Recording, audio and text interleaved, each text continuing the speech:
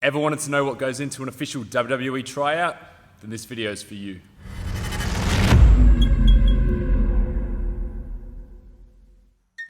Today's video is all about my two official WWE tryouts, one in Melbourne in 2014, one in Columbus, Ohio in 2016. I'm not going to pretend like I have all the answers to getting you signed, but I'll tell you a little bit about how I got there in the first place, exactly what you can expect from a WWE tryout, as well as a few tips on how you can stand out for the right and wrong reasons. I guess the best way to start would be to look at how I even got there in the first place. I'd been wrestling for about 11 years by the time I had that first Melbourne tryout, and you have to understand that Australian wrestling in the early 2000s was a very new territory.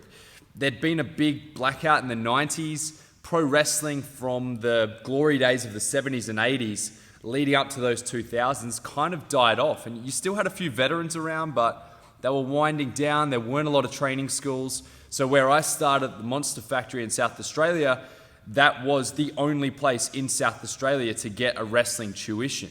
In Perth, there was nothing at all. So in our Australian wrestling bubble, there was no WWE tryout on the horizon. There was no overseas wrestling on the horizon. For a 15-year-old like me, I had no aspirations to make it to the WWE. Of course, it was a lovely dream to have, but did I ever think it would actually happen? Not a chance in hell. So we fast forward a little bit to 2014. At this point, I was rehabbing a pretty serious MCL tear, but everything was going okay. And then I received a message on my Facebook Messenger from an old friend of mine named Tanil. Now, most of you may know her as Emma, and at the time she was actually contracted to the WWE. And it was just a simple hello. Of course, me being the airhead that I am, completely forgot to respond. So after a few days, I had this feeling that I'd forgotten something, and it's not an old feeling for me. It's something I feel all the time, like I've left the stove on or forgotten to do something like wish my mum happy birthday. Both things that I've done many times. But I had this inkling inside that there was something I'd been meaning to do. So I was looking through my Facebook messages. I knew that I'd received a message or something, and I saw the message. So I responded with a simple, "Hi, how are you?" And then I received a message back asking, "Would you like a WWE tryout?" Of course. And she asked me to send in some information. She would forward it on. She said there was potential that during their overseas tour to Australia that they might have an official WWE tryout. Still at this point, I'm thinking maybe they'll look at talent before the show as they had done in the past, but that was it. Around the same time, Hartley Jackson asked me the same question. Would you like a WWE tryout? Obviously, he had been clued in about the same and asked to suggest talent, which really goes to show you the importance of networking and having people in your corner.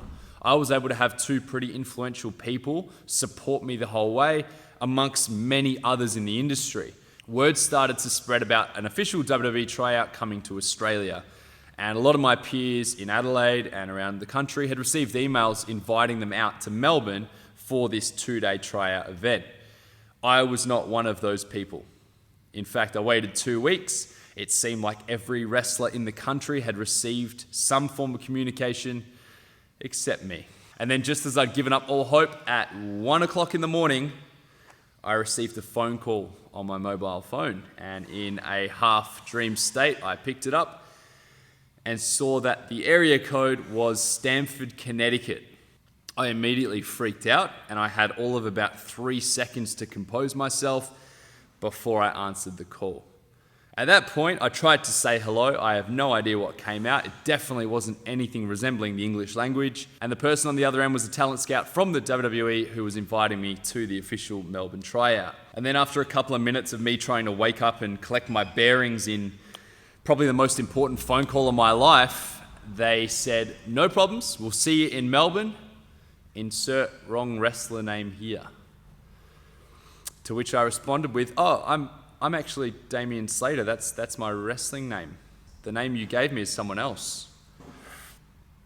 And after what seemed like an hour of silence where I thought that my dream was definitely a complete mistake, they said that they were going to call me eventually. They got the numbers mixed up. But either way, I was off to Melbourne. All was well. So we flew ourselves over to Melbourne, and at that point, I had no idea what to expect. There was no There wasn't a lot online about what to expect from a WWE tryout, so I poked and prodded and asked people in certain positions if they knew anything about it. I didn't really even know anyone who had a WWE tryout at that point. At least no one that I was in regular communication with. So I found out about 3 specific drills. One was the Brookside Shuffle, which is where we shuffle our feet, hands on heads, around the ring. The next one was Grape Squishes, where we hold the top rope and we just run high knees as hard as we can, keeping the knees above hip level and dropping down into a sprawl every now and then. And I also heard about the 10-8-6-4, which is an episode that I ran a long time ago, which I should be linking above if you're on YouTube, and it's a rope running drill. So 3 drills that I knew of, and they were 3 that I ran relentlessly at training. I truly believe in running training sessions much harder than you would actually perform. That way, when you're in a position where you've got nerves, adrenaline, your gas tank just isn't working how it possibly could in a relaxed state, you're not gonna freak out and have trouble. So where there was 10-8-6-4, I'd double those numbers. Where there would be a 3 to 4 minute set of Grape Squishes, I would double it to 8 to 10 minutes. So myself and 37 of my Australian and New Zealand wrestling peers landed in Melbourne, ready to go. 2-day official tryout at Rod Laver Arena. So day 1 came, we did our medicals, and then it was time to get into it. The warm-up consisted of roughly 30 minutes, maybe longer, of push-ups, squats, and sit-ups, and of course, set goes. Set goes are the correct way to get up off your back to a standing position. We ran them relentlessly, over and over and over, no breaks.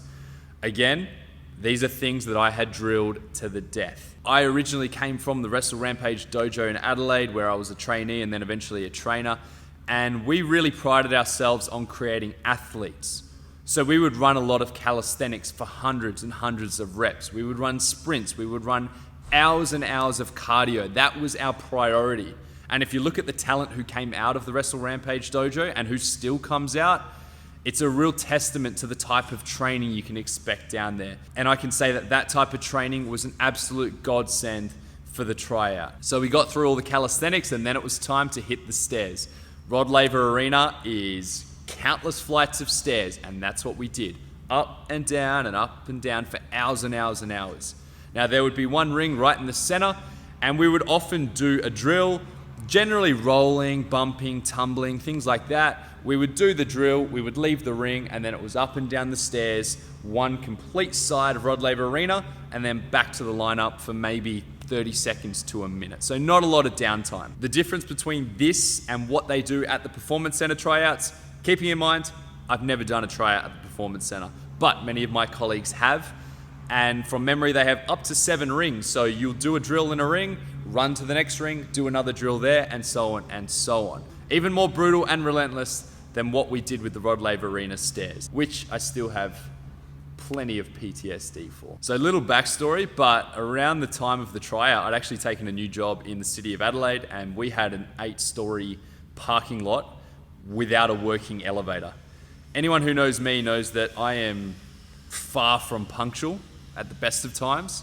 So I would find myself most days sprinting up and down these stairs trying to get to work on time and then trying to get to training on time after work. I also did a lot of sprints at a set of sand dunes in Adelaide called the Snake Pit.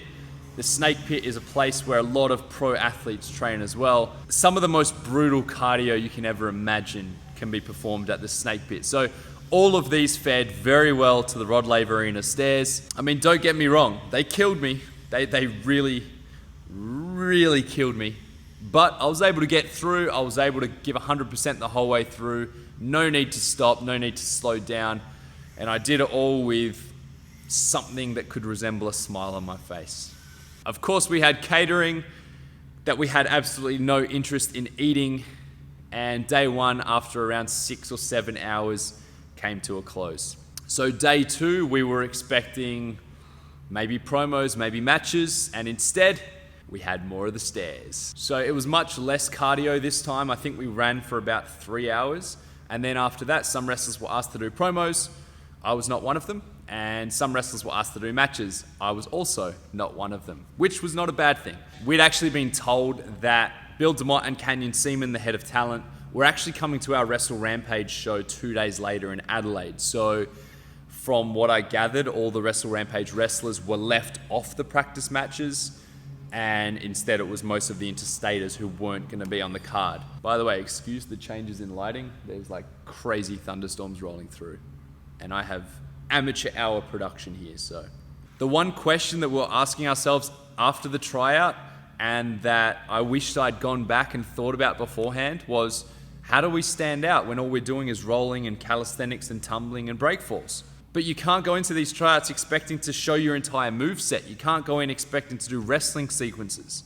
You have to be prepared to prove yourself, not only in terms of your physical ability and fitness, but also in terms of showing a natural charisma. Not just putting it on when the lights are on, but putting it on when you're warming up, putting it on when you're rolling, when you're running around the ring, when you're running up the stairs of Rod Laver Arena. Show your charisma, show your emotion. Are you happy to be there? Are you frustrated? Are you sad? And in reality, there's only so good you can look doing forwards and backwards rolls for an hour. Does that mean that you can't be memorable? Absolutely not. So we went home, and the Wrestle Rampage show was on the Sunday at midday, only less than 48 hours, I believe, after we finished the second day of the tryout. I was fortunate enough on the day to be booked in the main event against one of my closest friends in the business, and for my book, probably the most talented person I've ever wrestled, Jonah Rock, who now wrestles as Bronson Reed. And man, Jonah, unbelievable knowledge and awareness of pro wrestling, incredible agility, just knows what to do at all times during a match. And Jonah really had his working boots on that night, because I had the worst flu that I've ever experienced in my life. I'm talking like man flu times 1,000. For the several hours leading up to the match, I was lying face down on the floor and couldn't move. So we pieced together some sort of match, and then I started throwing up everywhere. In fact, as my music hit, my head was still deep into a bin, getting rid of last night's dinner. So if I'm honest, I don't remember much of the match itself. I will link it up here. It's from Wrestle Rampage Fallout 2014, and it's a match that many people look back fondly on. If I'm honest, I'm still not very high on the match because I know that my performance was not my very best. Obviously, in the condition I was, completely justified. Luckily, all self-deprecation aside, we were able to get a fantastic crowd response from the match. They really ate up everything we did, and I truly believe that's number one in wrestling. It's all about the reaction that you can get from an audience, and I believe that that did help us gain the attention of Bill DeMott and Canyon Seaman, who were in the crowd. So they came backstage, they said that they really enjoyed the main event and that we would hear from them soon, whether it was a yes, a no, or maybe. And I know that this might sound crazy, but I still did not think that there was any chance of me making it to the WWE. So we all waited patiently for the email, and about 6 weeks later, it arrived. And for many of the wrestlers, it was just a simple, thanks for coming, but no. And for some of us, we received a bit of feedback and were told that it's still a no, unfortunately, but keep in touch. And you never know what might be around the corner. And of course, it starts raining. Little side note, Peyton Royce and Billy Kay were both signed from that exact same tryout. They both actually wrestled each other at the Wrestle Rampage show. I took Canyon's email to heart, and now that I had that line of communication, I was constantly sending matches and promos and just any little thing I did, whether it was in wrestling or out of wrestling. So after about a year of back and forth and not really getting very far with it, I decided that I was nearing 28, 29, and I knew that if I hit 30, which was almost like a theoretical cutoff for pro wrestlers to get signed at that point, I knew that it might be too late, and I didn't want to wait for someone to hold my hand and bring opportunities to me. So I messaged Canyon and I said, look, I'm willing to do whatever it takes to be seen again, whether it's another tryout, a performance center tryout. I just want to be seen by as many people as possible. So I'll fly myself there, just let me know when, and I'm there. Canyon was super receptive and actually said that I could do a performance center tryout in January, and I believe it was probably October-ish of 2015 that I'd sent this message. So horrible timing. The performance center tryout got moved, and it fell on a weekend that I was actually supposed to be in Myanmar for a tour that was already booked in. So I told Canyon my dilemma, and I said that, look, I can't make the performance center tryout. I don't want to wait another 3 or 4 months till the next one. what can I do? And Canyon told me that there was another tryout not long after that in Columbus, Ohio at the Arnold Classic Festival, which is a long-running bodybuilding / fitness expo.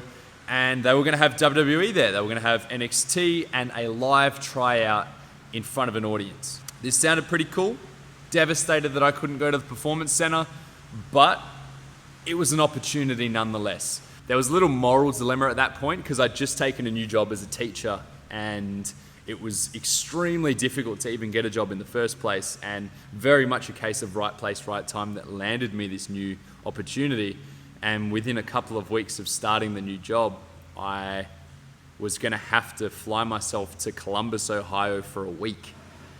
And it took me a long time to tell my boss. Eventually I did, and they supported me the whole way, which I'm very grateful for. So off I flew to Columbus, Ohio, snowy, freezing cold Columbus, Ohio. I checked myself into the most serial killer looking motel you've ever seen in your life, and I was ready for this tryout. But I guess the difference between that first Melbourne tryout and the Columbus tryout was just the confidence levels. I knew that the fitness wouldn't break me. I knew that I had something to offer and that they were interested in what I was as a wrestler. I guess you could say I had a chip on my shoulder. I came in knowing how much I'd sacrificed to be there, the money I'd spent, the career that I potentially jeopardized, and nothing was going to stop me from making an impression. Call that arrogant, if you will, but that mindset helped me so much when it was time to go. And they'd also told me a few days before I left that they actually wanted me for an opportunity around June in Florida, but couldn't tell me what that opportunity was. So I kind of had nothing to lose. That put me in even better position for this Columbus tryout because I knew that I was going to get used no matter what. Of course, still some pressure. You don't want to make a bad impression. At this point, Matt Bloom was the new head coach, so he would be the one taking me through the drills and giving me the tryout. After my night in the serial killer motel, I was able to actually travel with the NXT roster, hang out backstage, meet the crew, which was, again, another confidence-boosting experience, and really, for the first time, made me feel like I belonged. Then the Arnold Classic came, and still having no idea what to expect, it turned out to be only an intermission type of tryout. So they ran NXT shows for 2 days, and then for the 1 to 2 hour intermission, we would run cardio drills in front of 1,000 to 2,000 fans. There was only about 12 of us there of differing experience levels.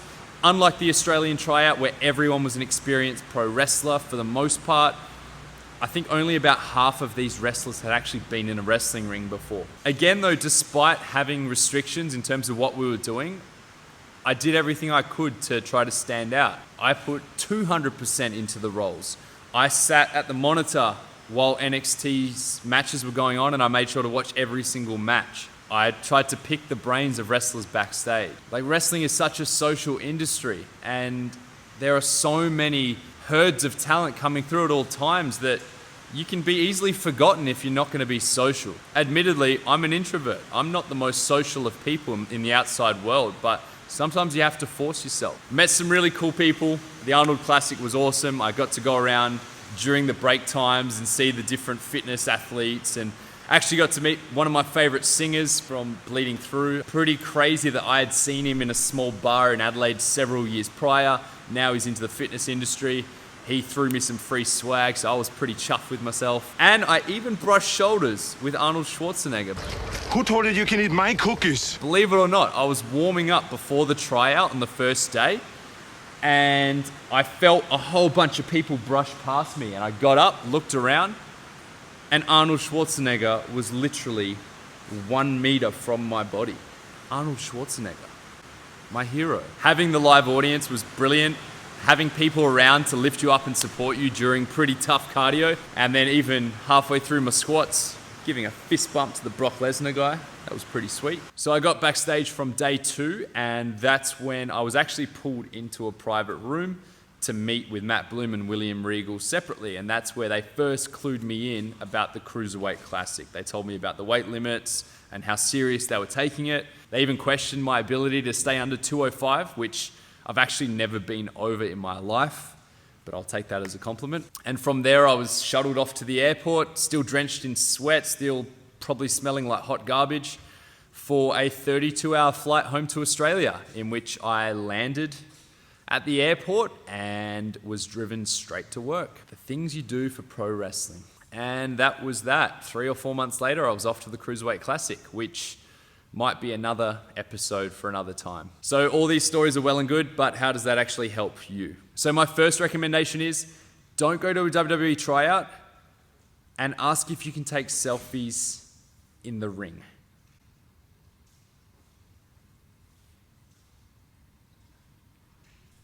For anyone looking to gain a tryout, I'd recommend you all go to the WWE Performance Center website and actually enter in your CV. There's sections to put in your stats, your promos, your matches, and all the rest. And they do actually check it, so you may be asked to attend a WWE tryout if they come to your country or your town. I can't say enough about building your network. Collaborate with others, train in different places, go interstate, go overseas. The more people you have in your corner, the more you're gonna stand out when the time comes. In terms of actually performing at a tryout, number one is be coachable. Make sure that you're listening to every request that is made of you. If you're given feedback on a certain technique, follow that feedback to a T. Don't worry about the outside chatter. Don't overthink things. Just think about that direct cue. I saw many times when people just would not listen to very simple cues and they were basically removed for a period of time. That shows that you're willing to learn, you're open-minded enough to adapt, and that you can get rid of bad habits you've potentially formed earlier in your career. Practice your promos, practice your matches. Have something ready for every situation. Just remember, you may not be wrestling people who you are familiar and comfortable with. Try to get experience wrestling people of all different shapes and sizes. Try to call matches on the fly. And just remember, you probably won't have a crowd there to cheer you on and give you that oral feedback. Slow it right back down and get comfortable with being uncomfortable. Bring the energy. Bring the emotion. Show that you want to be there. Show who you are as a person, as a character, from start to finish. The tryout doesn't start when you step into the ring. It starts when you step through those doors. So be ready. Of course, this goes without saying, but check your social media, because they will. Make sure there's nothing offensive in your past. Make sure there's no dirt that can be dug up, because there's been several people who have had opportunities torn up because of offensive things they've said in their past. Whether you believe it or not today, doesn't matter at all. You're talking about a publicly traded company who don't have time to deal with negative reputations. When the tryout's done, ask for feedback. You may get little, you may get none, but it shows that you're being proactive about learning and improving. This may not be your only tryout. One of the most important things is showing that from tryout A to B to C, that you've evolved over time. So those were my 2 WWE tryout experiences. I hope you took something from these stories, and to be honest, I'm just so grateful to have had the opportunities I've had. To say that a 12-year-old WWE fan from Adelaide would one day be able to not only be seen by the top talent scouts around the world, but to also actually make it to the first ever Cruiserweight Classic is just a completely surreal thing to think about. So yeah, I don't really know how to end this episode. So I'll just say, if you have any questions or comments related to my WWE tryouts, please drop them in the comments below. Of course, if you're watching this on YouTube, hit the subscribe button, ring the notification bell so that you can stay up to date with future World Beater Wrestling episodes.